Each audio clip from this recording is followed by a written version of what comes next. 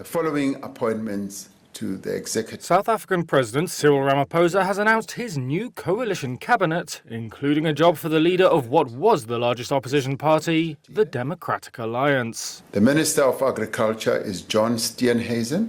Hello, how are you doing? Ramaphosa's African National Congress was forced to join with rival parties to stay in power after losing its parliamentary majority for the first time in 3 decades in a May 29th election. And Sunday's announcement has followed weeks of protracted and at times acrimonious negotiations. Political analyst and former South African diplomat Melanie Verwoerd said what had emerged was a major shake-up with very few of the old faces still in there. Like John Steenhuisen in agriculture, I don't know what he knows about agriculture apart from that you buy chickens in supermarkets. But I do understand why the DA fought for that.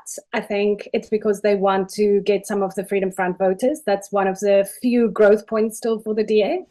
Freedom Front is a smaller party with its base in white Afrikaans-speaking voters. The markets, which had welcomed inclusion of the business-friendly DA in South Africa's coalition government, responded favourably to the new cabinet. South African assets rose sharply on Monday. Some investors, however, said the gains were likely short-lived, as it would take time for the new government's agenda and performance to become clear.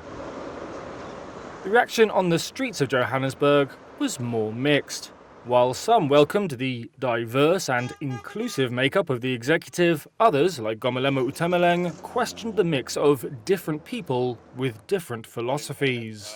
I'm not really confident about it, but then they say the people of South Africa have spoken. Is that what they say they wanted?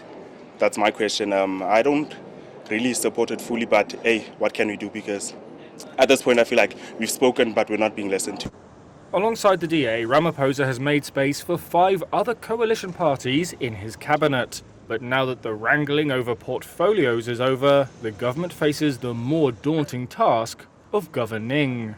That's in the face of a struggling economy, crumbling roads and power stations, and high unemployment.